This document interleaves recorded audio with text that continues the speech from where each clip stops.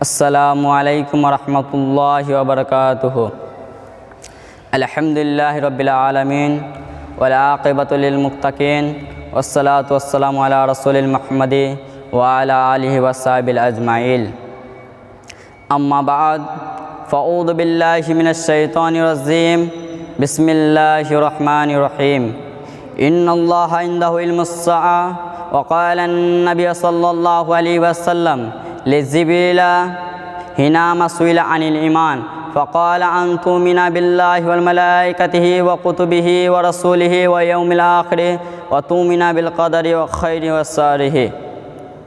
सत्र मोहतरम हाजरीन, तमाम किस्म की तारीफ़ और तौसीफ़ उस अल्लाह तबारक व तआला के लिए जिसने हम तमाम इंसानों को पैदा किया है और पैदा करने के बाद यूँ ही भटकते हुए नहीं छोड़ा है, बल्कि हमारे हुस्न हिदायत के लिए हर ज़माने में नबी और रसूल के सिलसिले भेजते रहे हैं। और हम आखिरी नबी जनाब मोहम्मद रसूलुल्लाह सल्लल्लाहु अलैहि वसल्लम की उम्मत है।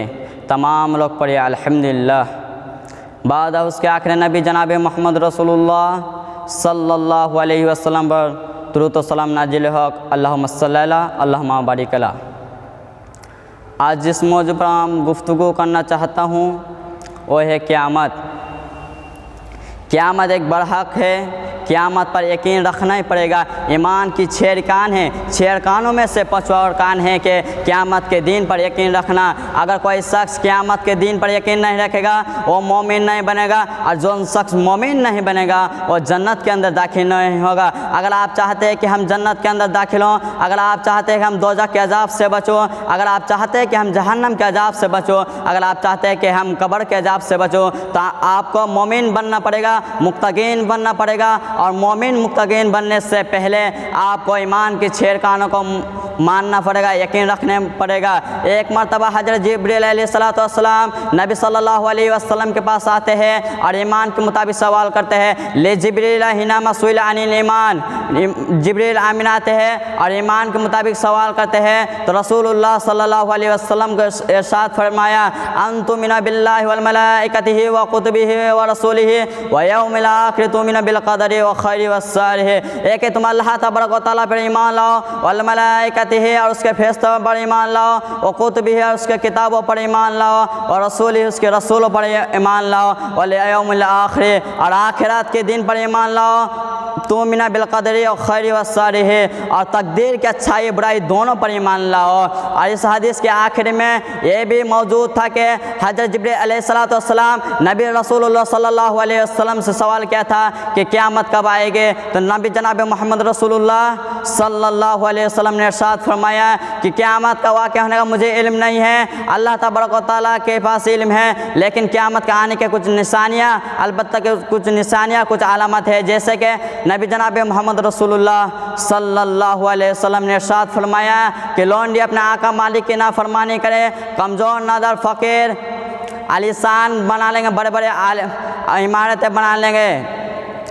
और जब मुशरिकों ने जनाब मोहम्मद रसूलुल्लाह सल्लल्लाहु अलैहि वसल्लम से सवाल किया कि क़यामत कब आएगी, तो नबी जनाब मोहम्मद रसूलुल्लाह सल्लल्लाहु अलैहि वसल्लम यही जवाब देते थे कि क़यामत का इल्म मुझे मालूम नहीं है, क़यामत का इल्म तो सिर्फ अल्लाह तबारक व तआला के पास है, क़यामत का इल्म मुझे नहीं है, बिल्कुल भी मुझे नहीं है। जैसे कि अल्लाह तबारक व तआला एक सूरह में इरशाद फरमाता है कि ऐ लोगों, तुम नबी सल्लल्लाहु अलैहि वसल्लम से सवाल करते हैं कि क़यामत कब आएगी, लेकिन क़यामत का इल्म सिर्फ मुझे मालूम है, अल्लाह के सिवा कोई क़यामत कब आएगी कोई नहीं जानता है। अल्लाह तबारक व तआला दूसरा आयत में इरशाद फरमाता है, इन्नल्लाह इंदहु इल्मुस्साअ, क़यामत का सिर्फ इल्म अल्लाह तबारक व तआला के पास है। क़यामत जब आएगी तो दुनिया में पूरे रेजा रेजा होएगा, पहाड़ अपने जगह से हर जगह, सारी चीज़ अपने जगह से तहस नहस हो जाएंगे, कोई भी जानदार बचेगा नहीं, अल्लाह के सिवा कोई भी बचेगा नहीं। जैसे कि अल्लाह रब्बुल आलमीन इरशाद फरमाता है सूरह जिलजिला में, इज़ा ज़ुलज़िलतिल अर्ज़ु ज़िलज़ालहा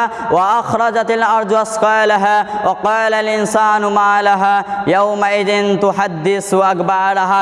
जब ज़मीन को पूरे शिद्दत के साथ हिला डाले जाएंगे, जब ज़मीन को पूरे सख्ती के साथ हिला डाले जाएंगे तो ज़मीन पर जलजला आएगा। इज़ा ज़ुलज़िलतिल अर्ज़ु ज़िलज़ालहा, जब ज़मीन को पूरे शिद्दत के साथ हिला डाले जाएंगे तो ज़मीन पर जलजला आएंगे। व अखरजतिल अर्ज़ु अस्क़ालहा, जब ज़मीन पर जलजला आएगा तो ज़मीन अपने अंदर से खजाने को बाहर निकाल कर फेंके, सोना को निकाल कर फेंकेगा, चांदी को निकाल कर फेंकेगा। और क़ालल इंसानु मा लहा, उस दिन इंसान कहेगा ज़मीन को क्या हो गया है, आज ज़मीन ऐसा क्यों करे कि अपने अंदर से खजाने को बाहर निकल कर फेंकता है। यौमइज़िन तुहद्दिसु अख़बारहा, उस दिन ज़मीन अपने खबर को बयान करेगा।